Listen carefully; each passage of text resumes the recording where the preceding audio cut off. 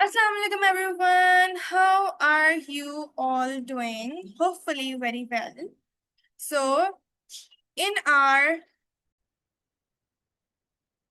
in our previous labs, we worked with SQL commands for retrieving and manipulating data.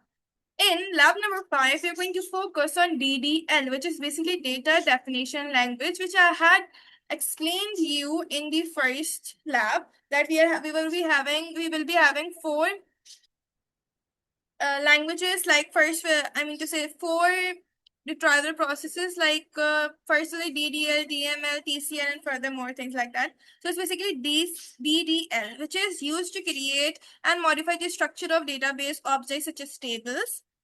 Okay. In this lab, we will learn how to use important DDL commands, including create, alter, drop, and modify. We will also see how to create tables from a given database schema and how to change their structure whenever required. Plus, we will also learn how to define primary keys and foreign keys to establish relationships between tables. And along with that, we will work with different constants such as not, null, unique, primary key, foreign key, check, default, which will help us to maintain the accuracy and integrity of the data. Thus, in this lab, we will not only create tables but also understand how tables are structured, how their columns can be modified, how constants are added, and how relationships between tables are established in Oracle SQL. So now, without any further delay, let's get started with database lab number 5 and learn DDL commands in Oracle SQL. All right. So we're having database objects. We are having five type of database objects: tables, views, sequences, indexes, and synonyms. So basically, guys, the thing is that we will have one lab on tables, other on views, third on sequence, then indexes and synonyms. We will be having multiple labs on them. So we can discuss them in detail. This lab is basically on tables, that how to create, modify, and multiple more things regarding tables. So firstly हम आते हैं how to create a table create कैसे करते हैं हम table create करने के लिए हमें we can go with this create करने के लिए we just have to write create table then the name of table जिसको हमें क्रिएट करना है एंड देन हमें ये लगा देंगे सही है या देखो सही है नाम लिख दिया देन हमने ये लगा दिया अब हम फॉर एग्जांपल हमें एम्प्लॉय नंबर लिखना है सही है इसके आगे नंबर लिख दिया कॉमा एम्प्लॉय का नेम लिखना है ई नेम तो ई नेम के आगे हम लिख देंगे var2 सही है और ये हम मैं बिल्कुल नॉर्मल सिंपल बता सही है ये हमने बना लिया टेबल का स्ट्रक्चर हमारा टेबल एरर आ रहा है ये नहीं आता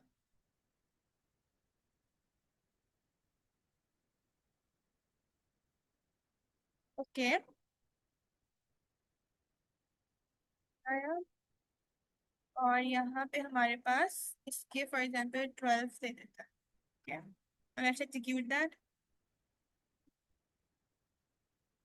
no result to output what does it mean it means that table create हो गया है मगर अब कुछ हमने शो नहीं कराया जब सिलेक्ट की स्टेटमेंट होती थी तो टेबल से रिट्राइव कर देते अब कुछ है नहीं तो ये क्या बोलेगा तो नो रिजल्ट टू आउटपुट कोई रिजल्ट नहीं आएगा मगर ये काम हो गया विदाउट एरर अब मैं एक्सप्लेन करती हूँ कैसे हुआ है बेसिकली हम सबसे पहले कॉलम का नाम लिखते हैं this is basically the column name and then it is the data type of the column okay now the thing is that हमें जब नंबर्स यूज करने होते हैं तो हम डेटा टाइप यूज करते हैं इसके लिए डेटा टाइप होती है हमारे पास नंबर सही है स्ट्रिंग जो होते हैं जैसे पाइथन जावा वगैरह में स्ट्रिंग होते हैं स्ट्रिंग की जगह हम यूज करते हैं var2 और इसके अंदर जितने अल्फाबेट्स हमें लगता है आ सकते हैं उतने दे देते जैसे 19 दे दें 100 दे दें मल्टीपल दे सकते हैं सही है बट इसके बाद ही कॉन्स्टेंट लग जाएगा इस पे लाइक अगर ये 19 दिया हुआ है ना तो 19 से ज्यादा नहीं जा सकते किसी भी हाल में सही है तो हमें इस चीज का बहुत ख्याल रखना पड़ता है ये बाकी हमारी डेटा टाइप्स फर्दर दी हुई है डेट वार चार चार लॉन्ग क्लॉक ये रॉ साइज ये बहुत सारी है मगर हम मेन जो यूज करते हैं वो यूज करते हैं वार चार टू नंबर्स एंड डेट भी अक्सर हम यूज कर लेते हैं लॉन्ग भी यूज कर लेते हैं और अब हम आते हैं नीचे टेबल किस किस किन किन तरीकों से बन सकते हैं देखने पहले तो बिल्कुल जर्नलाइज टेबल बनाया मैंने बिल्कुल कुछ नहीं है इसमें सही है जैसे हमने कॉलम के नाम बता दिए एक टेबल है एम्प्लॉय का जिसमें दो कॉलम के नेम्स हो जाएंगे एम्प्लॉय नंबर और ई नेम फिर हमारे पास ये दूसरा है ये क्रिएट कैसे हो रहा है टेबल बेसिकली इस टेबल को हम तब एग्जीक्यूट कर सकते हैं जब हमारे पास ऑलरेडी एक टेबल बना हुआ हो, सही है। उसके उस टेबल से हम सब क्यूरी लेते हुए एक नया टेबल बना रहे हैं। जैसे फॉर एग्जांपल, अगर हमारे पास ऊपर एम्प्लॉय का टेबल बना हुआ है जो कि यहाँ पर अभी नहीं हुआ, बिकॉज मैं जब करती हूँ तो मैं अपने नोटपैड से कॉपी पेस्ट करके टेबल को पहले यहाँ रन करती हूँ, उसके बाद फिर क्यूरीज लगाती हूँ। बट मैंने यहाँ टेबल रन नहीं करा बिकॉज मुझे टेबल ही बनाना सिखा रही हूँ। ये सो हमारे पास ये सब क्यूरी चल नहीं सकती, पर let me explain you how it's going to happen. Create table, table का नाम लिख दिया जस्ट, ओके। अब हमें सब क्यूरी से करना है। सब क्यूरी का मतलब होता है क्यूरी से टेबल बनाना है, सही है। एस सिलेक्ट, अभी हमारे पास ट्राइव हो रहा है। सिलेक्ट क्या करा हमने, employ number, E name, salary multiply by 12, जिसका नाम हम एनसेल, कॉलम का नाम लिख के एनुअल सैलरी कर देंगे, हायर डेट। मतलब ये चार कॉलम हमें हमारे एम्प्लॉय के टेबल से निकालेगा, ये सही है। जिधर डिपार्टमेंट नंबर 30 होगा और उनको उठा के डिपार्टमेंट 30 एक टेबल बनाएगा, उसके अंदर डाल देगा। समझ रहे हैं? पहले जितनी क्यूरीज कराई है मैं साथ से समझाती रही हूँ, तो ये बिल्कुल ऐसे ही करेगा, नॉर्मल, ज्यादा डिफिकल्ट नहीं है। क्रिएट हो गया टेबल, ठीक है। अब क्रिएट करने के अलावा हमारे पास टेबल में मल्टीपल चीजें और होती है, मतलब क्रिएट में ही बता। अब क्रिएट टेबल लिखा हमने, टेबल एम्प्लॉय, सही है। अब हम क्या करेंगे, एंटर प्रेस करेंगे। अब हमें प्राइमरी की होती है, फॉरेन की होती है, सही है। ये दो चीजें हमारे पास होती है। मैं बताती हूँ प्राइमरी की कैसे बनती है। यूनिक की होती है प्राइमरी की, मैंने लास्ट टाइम बताई थी, नंबर, और यहाँ जस्ट प्राइमरी की लिख देंगे हम, सही है। इससे पता चल रहा है कि प्राइमरी की है, सही है। जस्ट प्राइमरी की लिखा है, इसका मतलब इससे पता चल रहा है कि ये प्राइमरी की है। फिर ई नेम दे देंगे वारचार 213, और इसको लिख देंगे यूनिक, विच मीन्स ये प्राइमरी की तो यूनिक हो मगर नेम भी किसी का भी सेम ना हो, सही है। ये हमारे पास मल्टीपल होते हैं, वर्ड्स होते हैं लिखने के लिए, जो कि अभी हमारे पास आ गए, देखें। प्राइमरी के हमारे पास कितने कॉन्स्टेंट्स होते हैं, हमारे पास 5 तरह के कॉन्स्टेंट होते हैं। यूनिक होता है जो मैंने अभी यूज करा है, प्राइमरी की होता है ये रहा जो मैंने अभी यूज करा है, फॉरेन की होता है, चेक होता है, नॉट नल होता है। चेक जो होता है वो कंडीशन के लिए यूज होता है। जैसे सिलेक्ट के स्टेटमेंट में हम क्या यूज करते हैं, हम विच यूज करते थे कंडीशन के लिए, sorry where, which where use करते थे हम, वेयर यूज करते थे कंडीशन के लिए क्यूरीज में, सिलेक्ट की स्टेटमेंट में। जब हमारे पास डबल, आई मीन टू से मल्टीपल सिलेक्ट की स्टेटमेंट होती थी, आई मीन मल्टीपल क्यूरीज होती थी, नहीं एक मिनट, एक हमारे पास सिंगल होता था, एक मल्टीपल, मल्टीपल रॉ होती थी। मल्टीपल रॉ जो होती थी उसमें हम क्या यूज करते थे, उसमें हम वेयर नहीं यूज करते थे, उसके लिए हमारे पास एक अलग था। ऐसे ही ज्वाइन जब हमने यूज करना शुरू किया तो ज्वाइन में हम क्या यूज करने लगे थे, ज्वाइन में हम यूज ये नहीं करते थे, वेयर यूज नहीं करते, ज्वाइन में हमारे पास अलग यूज होता था। सब क्यूरी में सब क्यूरी बोल रही हूँ, मल्टीपल रॉ में अलग यूज होता था, मतलब थोड़ा डिफरेंट हो जाता है, सही है। अब हमारे पास क्या है, टेबल है। टेबल में हमारे पास चेक का कांस्टेंट लगता है, क्योंकि इसका मतलब होता है चेक का कांस्टेंट बताते हैं कि इस कॉलम में ये चीज नहीं हो सकती, कुछ भी हो जाए, सही है। ये हमारे पास कांस्टेंट होते हैं। क्वेश्चन ये नॉट नल होता है कि नल कभी नहीं होती। जैसे हमारे पास ये एक मैंने ये लिख दिया, अब मैं एक और दे देती हूँ, जैसे सैलरी नंबर और नॉट नल, मतलब सैलरी कभी नल नहीं हो सकती, ओके गाइस। अच्छा, अब हम आगे देखते हैं। अभी मैं इस टेबल का ही कराती हूँ। अभी मैं फॉर एग्जांपल यहाँ एक टेबल का नाम चेंज कर देती हूँ, और let's imagine that it is another table, सही है। और इधर मैं चीज़ें डिफरेंट करती हूँ, एम्प्लॉय नंबर रहने देती हूँ ताकि ये फॉरेन की हो जाए। डिपार्टमेंट, नहीं वेट, डिपार्टमेंट नंबर बनाया सही, नंबर, और फिर इसे हमने प्राइमरी की बना ली, और फॉर्म। फिर ये हमारे पास दूसरा क्या है, इसको हम बनाते हैं, एम्प्लॉय नंबर को प्राइमरी की बना दिया, इसमें भी डिपार्टमेंट नंबर लिख देते हैं और जस्ट नंबर, सही है। और इसको हमने ये कर, अब हम इसे हटाते हैं सब और इन दोनों को रन करते हैं।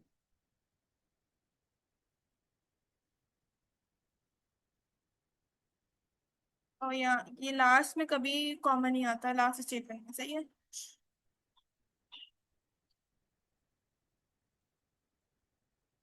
Name varchar 13 unique. यूनिक में प्रॉब्लम आ रहा है, लेट मी सी।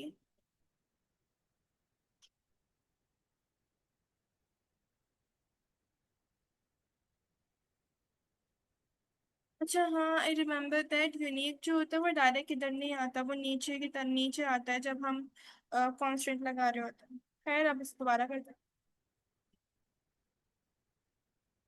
नो रिजल्ट छोड़ो, मतलब ये दोनों टेबल क्रिएट हो गए हैं, सही है। अब इनमें हमने इंसर्ट तो करा नहीं है डेटा, तो कुछ डेटा तो शो होगा नहीं जब तक हम इंसर्ट नहीं करेंगे, और इंसर्शन हम नेक्स्ट लैब में सीखेंगे। अभी हम टेबल के ऑपरेशंस देख रहे हैं, डीडीएल में डेटा डेफिनेशन लैंग्वेज में होते ही सिर्फ टेबल के ऑपरेशंस है, ठीक है। अच्छा अब हमने ये दो कर लिए, अब मैं आपको बताती हूँ कि हम फॉरेन की कैसे बनाते हैं और चेक का कॉन्स्टेंट कैसे यूज करते हैं। प्राइमरी की देख लिया हमने, नॉर्मल देख लिया, यूनिक, फॉरेन की और चेक का कॉन्स्टेंट। इसको कॉमा बनाते हैं, एंटर। अब हम कांस्टेंट लगाते हैं यूनिक का। अभी यूनिक का कांस्टेंट कैसे लगेगा, जस्ट कांस्टेंट लिखेंगे हम, सही है। कांस्टेंट। अब हम नॉर्मल कोई भी नाम दे दें इसको, कुछ भी देते हैं, जैसे डी देते हैं, सही है। डी। और यूनिक बता दिया, मैंने बोला यूनिक क्या होना चाहिए, ई नेम।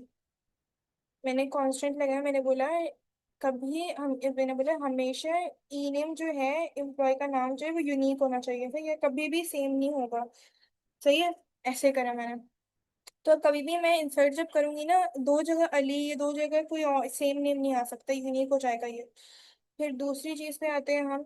नॉट नल बता दिया, ये बता दिया मैंने। फॉरेन की बताती हूँ, फॉरेन की कैसे लगती है, सही है।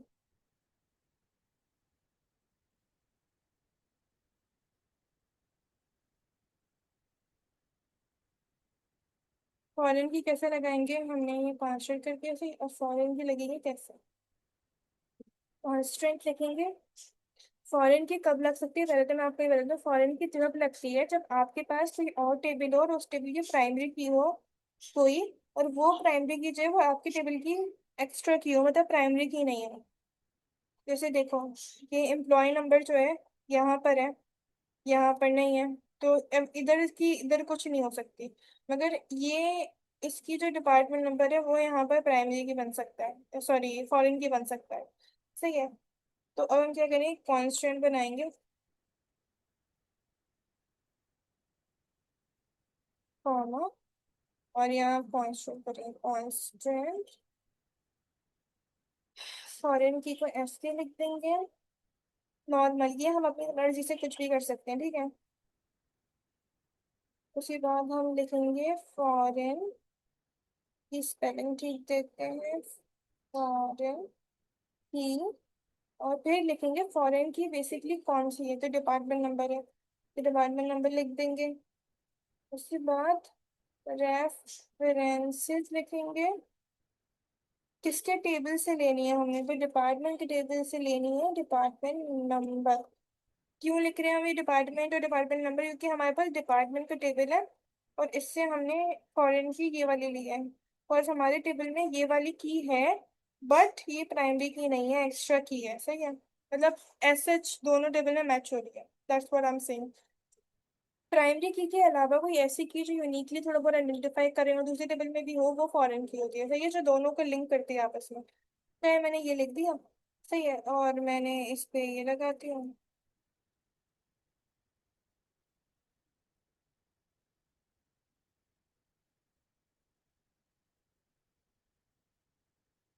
ये लग गया, और यहाँ ये बंद हो गया, सही है। अब इसे चलाते हैं। Okay, let's line ignore.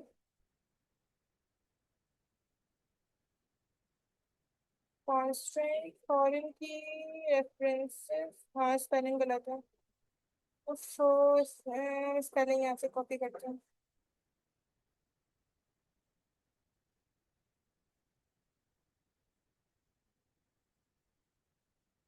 ना लेट्स एग्जीक्यूट।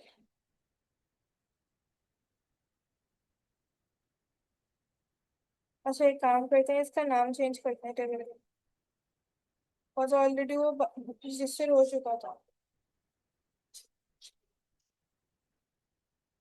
अभी भी एरर आ रहा है, क्या करें? Unknown command, rest of line ignore. और इग्नोर क्या होगा? ये प्राइमरी की बता दिया, ये बता दिया, नॉट नल, डिपार्टमेंट नंबर आ गया, डी यूनिक नेम हो गया, कांस्टेंट, फॉरेन की department number, references, department number, department number, department की टेबल से डिपार्टमेंट नंबर ले लिया। सही है, यहाँ तक तो सही है। ये तो इसमें क्या मसला आ रहा है, इसको चेक करते हैं। इसमें मसला देखते हैं क्या आ रहा है।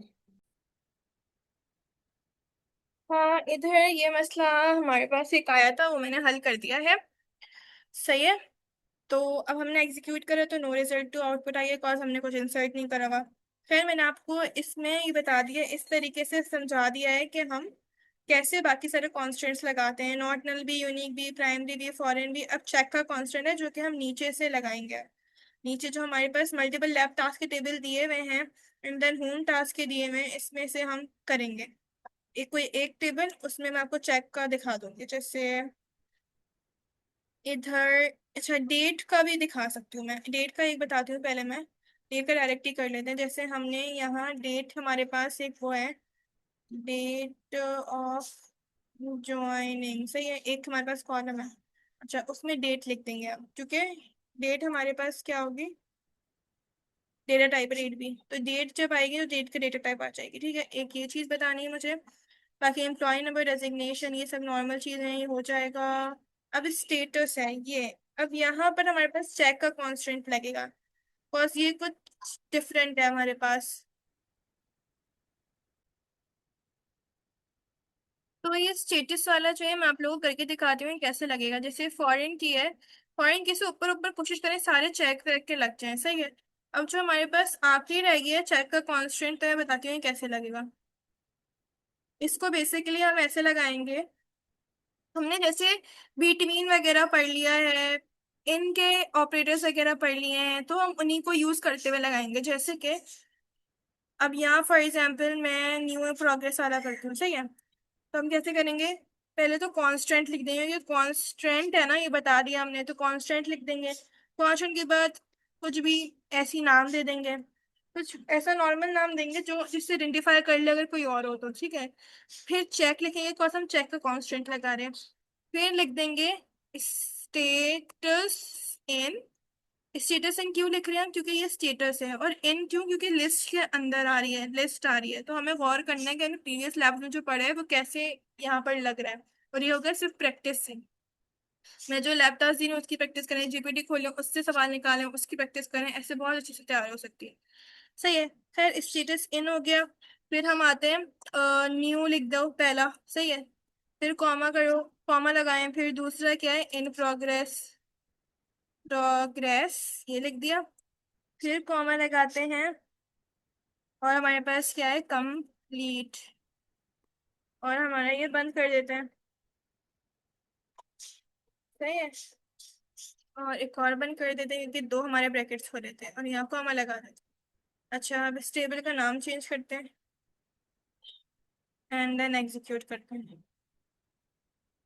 अच्छा, स्टेटस है ना, हमारे पास मसला आ रहा है, लेट्स सी दैट।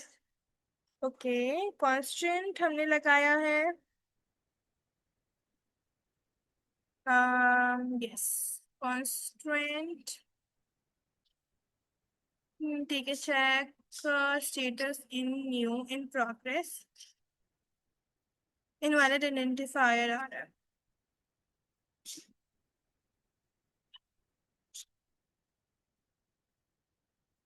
चेक हमने लगाया, चेक करें कि स्टेटस जो है in new, in progress and complete.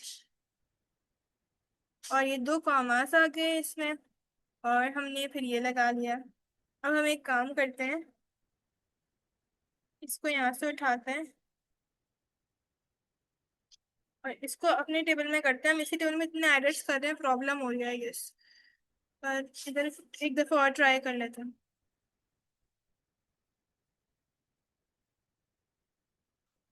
ये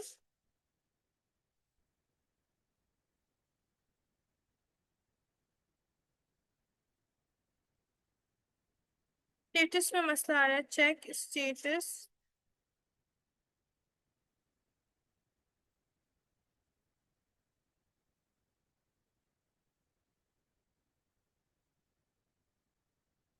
मसला आना तो नहीं चाहिए, but let's see that. Constant की स्पेलिंग।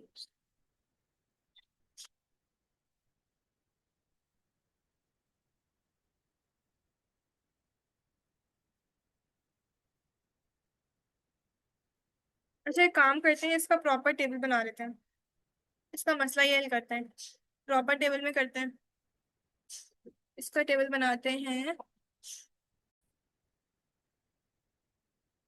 ऑलराइट गाइस, सो हमने प्रोजेक्ट का पूरा टेबल बना लिया है। और प्रोजेक्ट में हमारे पास ड्यूरेशन थी, देन स्टेटस था। अब मैं बताती हूँ कैसे हो रहा है ये। हमने पहले गलती एक करी थी कि हमने डायरेक्ट स्टेटस पे कांस्टेंट लगा दिया था। हमने स्टेटस का कॉलम नहीं बनाया था, जबकि स्टेटस का कॉलम बनेगा उसके बाद उस पर कांस्टेंट लगेगा। मतलब जिस पे भी कांस्टेंट लगता है पहले उसका कॉलम बनेगा उसके बाद लगेगा। जैसे फॉर एग्जाम्पल हमने फॉरेन की पे लगाया, तो फॉरेन की किस पे लग रही है, डिपार्टमेंट नंबर पे। डिपार्टमेंट नंबर को ऊपर कॉलम बना हुआ था, फिर हमने लगाया। ऐसे ही यूनिक का कांस्टेंट हमने लगाना था, तो पहले हमने ई नेम जो था, ई नेम पे ई नेम का कॉलम बना, उसके बाद कांस्टेंट लगाया। सिर्फ हमारे पास जो प्राइमरी की होती है और नॉट नल होता है उसमें हमारे पास लगता है कॉलम में कांस्टेंट। ओके, अब हम आते हैं कि कैसे ड्रॉप होता है टेबल। ड्रॉप टेबल जैसे हम ये करते हैं, drop table and then table name employ नाम। सही है, जस्ट ये लिख देंगे और एग्जीक्यूट कर देंगे। अच्छा, एम्प्लॉय तो एग्जिस्ट ही नहीं करता। Okay, employ 12। ये एक काम करते, प्रोजेक्ट की टेबल को कर देते हैं। No result to output.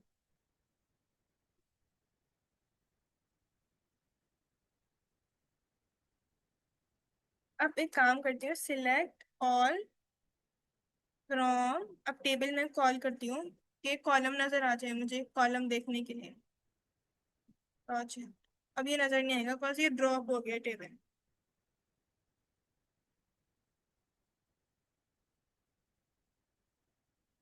Project does not exist, जबकि अभी एग्जिस्ट हुआ था ये। ऐसे होता है काम, सही है। अच्छा, रीनेम करना है अगर हमें टेबल को, तो हम वो भी कर सकते हैं ऐसे, जैसे देखें।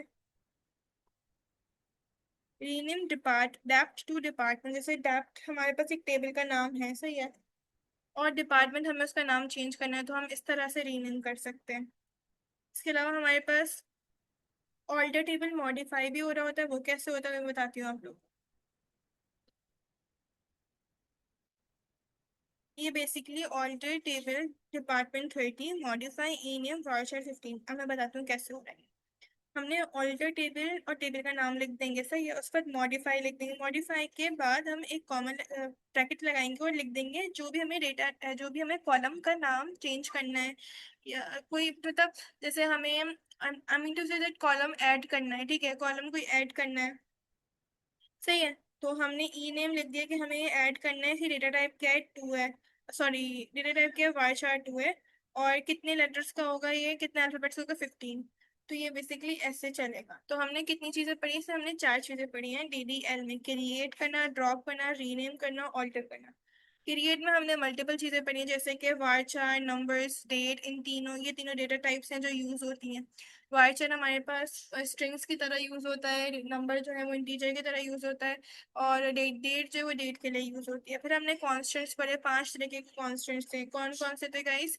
नॉट नल था, फॉरेन की थी, प्राइमरी की थी, यूनिक था, और चेक था। चेक कंडीशंस के लिए लग रहा था, मगर कंडीशन से पहले लास्ट में उसका कॉलम होना जरूरी है, सही है।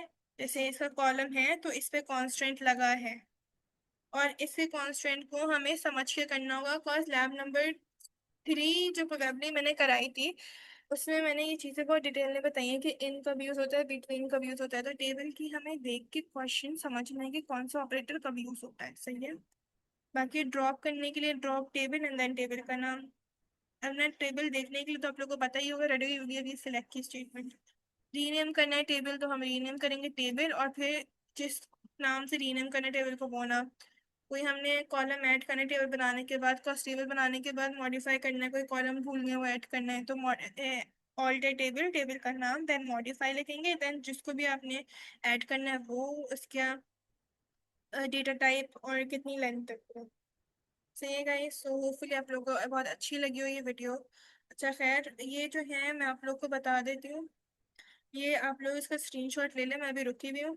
इसको बेसिकली आप लोग को प्रैक्टिस करना होगा घर में, अदरवाइज नहीं हो पाएगा। ये प्रैक्टिस से ही आती है चीज़ें, practice make a man perfect.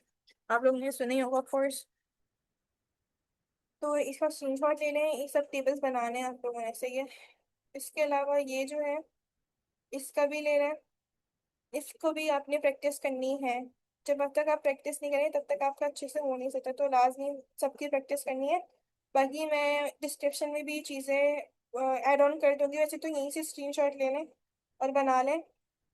वैसे मैं थोड़ा सा गाइड कर देती हूँ इसमें।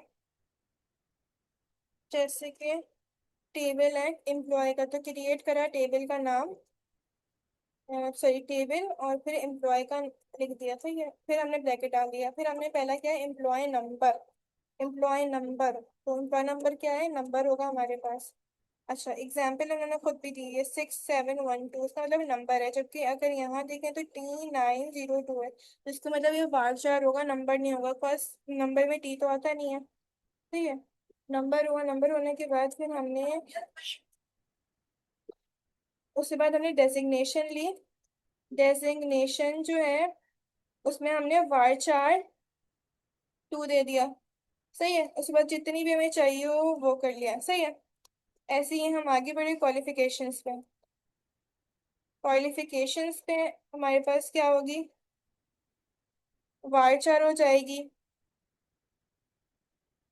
सही है, ऐसे ही लेके चलेंगे। फिर ज्वाइन डेट है, ज्वाइन डेट का कॉलम बना, ज्वाइन डेट के कॉलम में डायरेक्ट डेट हो जाएगी। बिल्कुल ऐसे ही करके हमारे टेबल्स बनते हैं। वैसे तो बहुत आसान है, इंशाल्लाह आप लोगों को भी इजी लगेगा। ये तो बिल्कुल नॉर्मल टेबल बन रहा था। इसमें जो है, इसमें हमारे पास जैसे ये कंडीशन टाइप आ गई, तो यहाँ चेक का कांस्टेंट लग जाएगा। ग्रेड 1 से 20 तक आ गए, तो इधर चेक का कांस्टेंट लग जाएगा। कैसे, पहले कॉलम में बनेगा, उसके बाद नीचे कांस्टेंट लगेंगे। इसके ऐसे नहीं है कि कोई एक कांस्टेंट लगे, मल्टीपल कांस्टेंट भी एक टेबल पे लग सकते हैं। But you have to remember that कि आप लोग जो लास्ट वाली स्टेटमेंट लिखोगे ना, उस पर कॉमा नहीं लगोगे, लगाओगे। जैसे ज्वाइन डेट के बाद मैंने कॉमा नहीं लगाया, जस्ट विदाउट कॉमा। सही है। ऐसी जो चीजें हैं जैसे अटेंडेंस है, ये इसमें भी इसका मतलब है कि कौन चेक लगना है, इधर भी चेक लगना है। ये जो है, इधर भी चेक लगना है। बाकी इसमें चेक नहीं लगना। इसमें वार्चर लगेगा T904। सही है। और बाकी हमारे पास क्या है कि जेंडर कॉलम ऐड करना है हमने एम्प्लॉय के टेबल में। नॉर्मल एम्प्लॉय के टेबल में जेंडर कॉलम ऐड कर देंगे। और उसके अंदर भी हमने possible values male and female रखनी है, तो हम ये भी कर सकते हैं इन डाल के या और करके। सही है, इन लिस्ट कर देंगे, जेंडर इन लिस्ट वगैरह कुछ। आई मीन टू जेंडर इन और फिर मेल फीमेल कॉलम है। Instructor name column training table में ऐड कर देंगे। सैलरी कॉलम ग्रेड टेबल में। तो ये ऐसे होगा। और guys, and thank you so much for watching. Hopefully आप लोगों को बहुत अच्छे से समझ आ गई हो video, I mean to say that ये लेक्चर। और please do like and comment below and subscribe my channel. अगर ये थोड़ा सा भी आपको वर्दी लगा हो, आपको समझ आ गई हुई चीज़ें क्लियर